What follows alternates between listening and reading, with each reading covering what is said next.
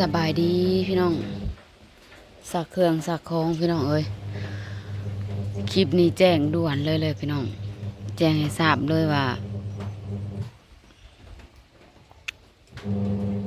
มืออื่นสิได้ออกเดินทางส่วนเบาจอยออกเดินทางมานี่พี่น้องจักหน่อยนี่มานี่แจ้งด่วนเลยว่ากลับบ้านด่วนพี่น้องกลับบ้านย่าด่วนเนาะอาการปูนี่สุดลงหลายเลยพี่น้องเฮาสิได้เมื่ออยู่พุ่นนี่1 อาทิตย์เด้อพี่น้องเด้อกับลูกเนาะกันสิได้มากับมิตรผัวเบียกผัวนี่กันเบียกผัวขาดบ่ได้ก็ต้องได้มา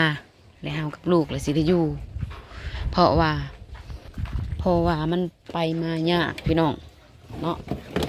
มันไปมายากแล้วเฮาก็เลยว่าสิได้เมื่ออยู่พุ่นเลยให้มันหอด1 อาทิตย์แหละมาอาทิตย์หน้าแล้วก็เปิดเทอมกับโรงเรียนเนาะเพราะว่ามันอาการแล้วก็นักเข่าเลือดๆแหละพี่น้องเนาะไปมายากฝ่าวสักเครื่องพี่น้องฝ่าวสักเครื่องตากแต่นี่มืออื่นนะจะแห้งเนาะบ่เจอก็คือจนสวยแหละเมื่อเลยบ่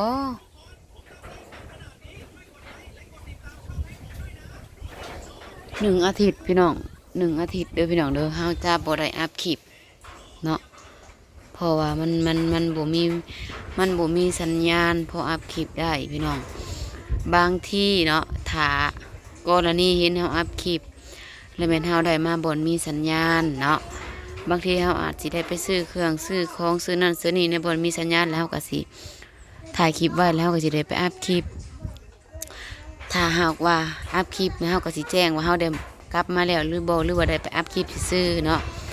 ถ้าหากว่าเฮาอัพคลิปแจ้งแล้วว่าได้กลับมากำลังเดินทางกลับมาก็ถือว่าเฮาได้มาพี่น้องเนาะเมื่อพูนก็ได้ขาดการอัพคลิปมาแล้วพี่น้องก็จักสิจักมือพี่น้องขาดแค่นี้ก็1 อาทิตย์เนาะขาดแค่นี้ก็1 อาทิตย์แต่ว่าตัวจริงกับบ่ฮู้ว่าสิเท่าใดพี่น้องก็เบิ่งไปก่อนเนาะเพราะว่าเราก็เอิ้นว่านักนะพี่น้องเอ้ยเอิ้นว่านักซะเนาะเอิ้นว่านักทางนั้นก็คล้องคอยรักๆก็คือผู้ชายคือลูกชายเรานี่แหละพี่น้องเราก็คล้องคอยโทรเมื่อเช้านี้แล้วก็ว่าเจ็บเราก็ว่าบ่รอดแล้วเราว่าโทรแต่เราบ่ได้เรื่องแต่ยังหั่นแหละพี่น้องพยาธิอันนี้ปกติสีเหลืองเนาะแต่เราบ่ได้เหลืองคันเราได้หาการปิ่นพัวก็มีโอกาสอยู่พี่น้องแต่ว่าเราบ่ได้หาการปิ่นพัวย้อนว่าคันเข้าเมื่อบ้านแล้วมันออกมาบ่ได้เนาะคันอยู่พี่เราผัดย่านตายใส่บ้านหมู่เอาพอแจ้งพี่น้องเนาะอยู่พี่เนี่ยไปหาหมอก็ง่ายไปเฮ็ดหยังก็ง่ายแต่เราผัดบ่สะดวกคือบ้านตัวเองเฮือนตัวเองเราบ่อยู่ลูกเต้าก็คิดกินแหนงอยู่พี่น้องก็คิดเสียใจอยู่เนาะบ่จอยก็จมอยู่อยากเอาพ่อไปมุกให้มันสุดแบบถึงแบบว่าบ่มีเงินมีคำอีหยังก็อยากปัวหันเด้พี่น้องเนาะก็อยากไปให้มันสุดความสามารถว่าง่ายๆก็ห้างบ่มีอยู่แต่เฮาสามารถยังเอาพ่อไปต่อได้อยู่ขอขอดยังได้อยู่เนาะขายซาว่าสิ่งทั้งเฮือนใส่ก็ได้อยู่แต่ว่าบังเอิญเนาะพ่อเราหัดบ่ไป1 มาเราบ่ไป2 มาแล้วมันไปบ่ได้แล้วลูกเต้าก็ยังบ่สุดพี่น้องพวกเราบ่ได้สุดเนาะลูกเต้าก็ยังมีความคิดกินแหนงอยู่ยังไปบ่อนบ่สุดแต่ก็ยังดีเรายังมาหาหมอเรายังยอมมาหาหมอเนาะปกติเราสินอนอยู่เพื่อนเราบ่มาหาหมอเลยจักเสียได้แล้วพี่น้องเอ้ยความเจ็บความเป็นเนาะไวอีหลีพี่น้องสุดลงนับมือ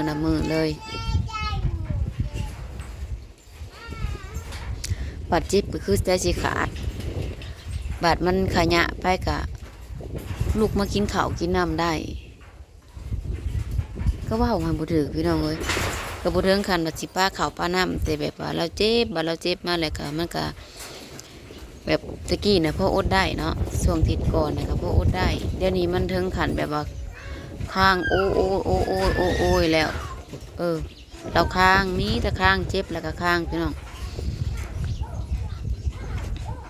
ว่าง่ายกับบุเทิงขันสิป้าขาวป้าน้ำบุเรือแนวใดแต่แบบมันเจ็บเวลามันเจ็บมาเนี่ยเจ็บมากกับบุมีแห้งอดคือกันแล้วเนาะถึงกินข้าวกินน้ำกะ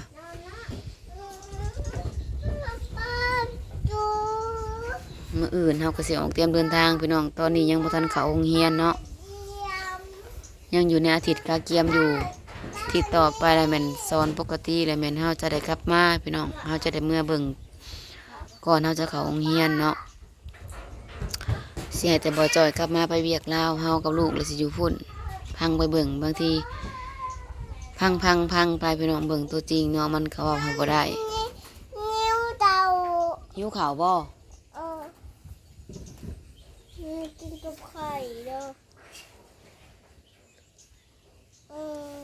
นะแม่ถ่ายคลิปจุ๊บจักหน่อยเด้อเบิ่งยังใส่คอนะเบิ่งให้หมดนี่เกือบหมดกัดพังเบิ่งตัวจริงพี่น้องมัน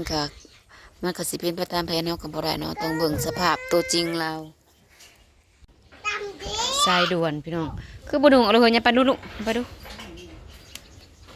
นุ่งเอาเสื้อนะ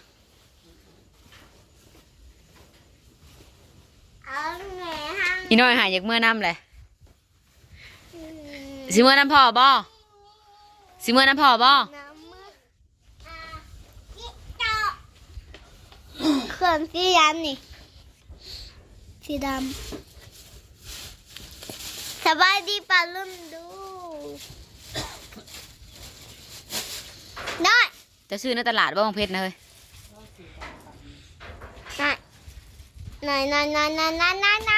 โอ้ย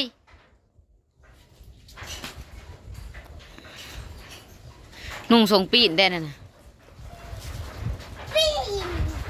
3 โมงพอแล้วจะฮอดนี่หนทางอีก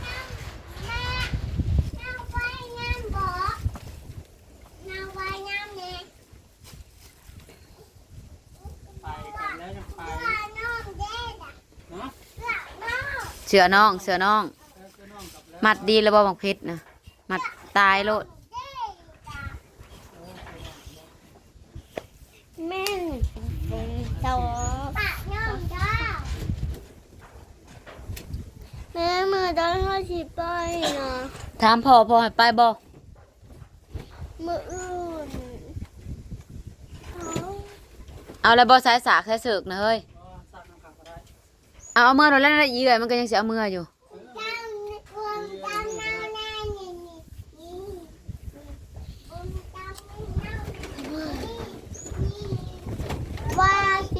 คอยเด้อขับรถขับรางคอยไปคอยมาเด้อมันตีไพ่นางขี่นะแม่นางขี่มาดูหน่อย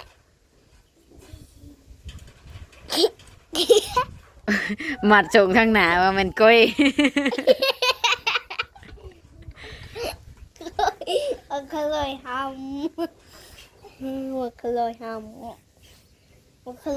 อีเนาะโอ้ยหมูเขียวมันจะทูแขนแม่เอาตัวไหนกระตุกหมูเบิ่งแม่ถ่ายคลิปก่อนนี่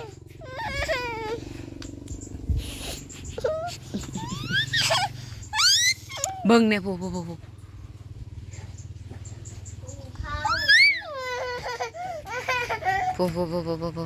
พอเมื่อแล้วจะเป็นเอ็นอุ่นพี่น้องเอ้ยจำเป็นปีนี้เป็นปีแบบอันนั้นเลยจากว่าหอดใส่เลยพี่น้องบางหันกระเล่นใส่ลูกมาแล้วก็เปิดคลิปต่อมาพี่เลย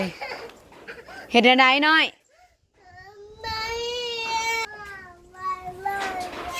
อยากไปบ้านย่ามืออื่นจังไป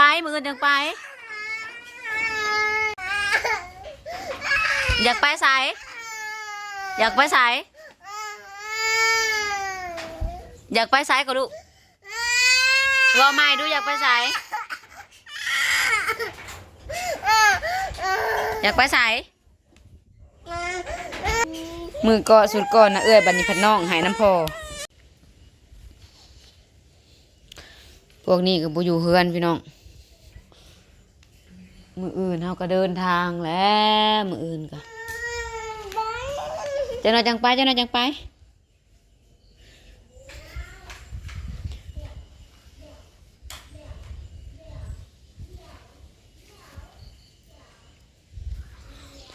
ปะยาย1 อาทิตย์อยู่กับ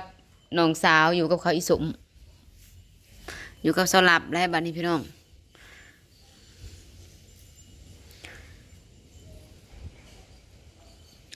โทรเมื่อกะบ่จักทางเลยพี่น้องเอ้ยลูกเมียก็หายแซวๆแหละเจ็บมาบ่ได้กะโทรเมื่อน่ะก็พากันหายอยู่บ่ฮู้แนวเฮ็ดคองท่าแต่ผู้เดียวนี่แหละเป็นรักเป็นแรงให้ก็หลายคนอยู่แต่เขาก็บ่ฮู้แนวสิเฮ็ดแนวสิไปพี่น้องบ่ฮู้แนวสิปรึกษามีแต่ท่าทางนี้เมื่อท่าผู้ชายทางนี้เมื่อเฮ็ดอันใดกะเบิ่งเขาก็ได้แต่เบิ่ง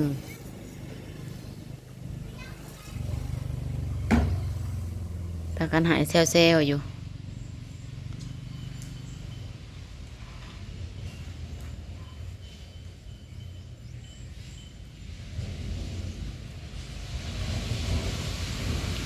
บ่จอยก็จำเป็นเวลาพักเวียก1 อาทิตย์พี่น้อง